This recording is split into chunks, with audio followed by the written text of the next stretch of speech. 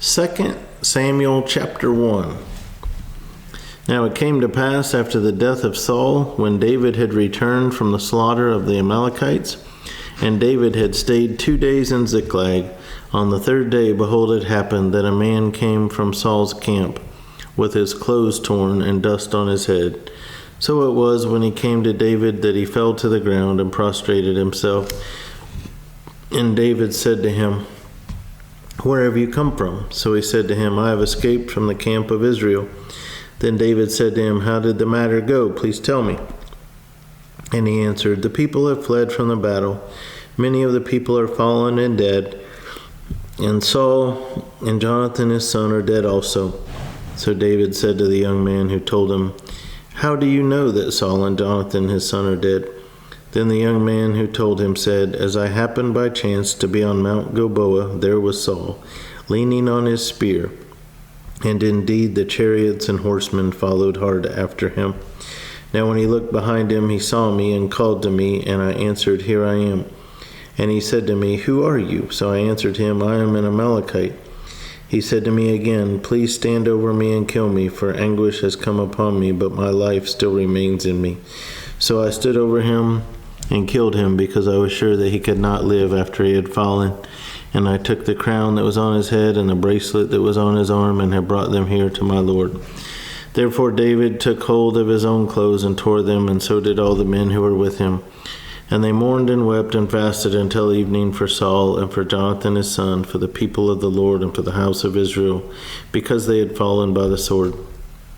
Then David said to the young man who told him, "Where are you from?" And he answered, "I am the son of an alien, an Amalekite." So David said to him, "How was it you were not afraid to put forth your hand to destroy the Lord's anointed?" Then David called one of the young men and said, "Go near and execute him." And he struck him so that he died.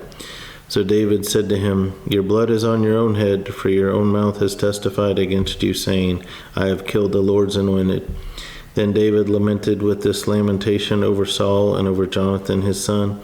And he told them to teach the children of Judah the song of the bow. Indeed, it is written in the book of Jasher, "The beauty of Israel is slain on your high places. How the mighty have fallen. Tell it not in Gath, proclaim it not in the streets of Ashkelon, lest the daughters of the Philistines rejoice, lest the daughters of the uncircumcised triumph. O mountains of Gilboa, let there be no dew nor rain upon you, nor fields of offerings, for the shield of the mighty is cast away there, the shield of Saul, not anointed with oil, from the blood of the slain, from the fat of the mighty. The bow of Jonathan did not turn back, and the sword of Saul did not return empty." Saul and Jonathan were beloved and pleasant in their lives, and in their death they were not divided. They were swifter than eagles, they were stronger than lions. O daughters of Israel, weep over Saul. Who clothed you in scarlet with luxury? Who put ornaments of gold on your apparel? How the mighty have fallen in the midst of the battle. Jonathan was slain in your high places. I am distressed for you, my brother Jonathan. You have been very pleasant to me. Your love to me was wonderful, surpassing the love of women. How the mighty have fallen, and the weapons of war perished.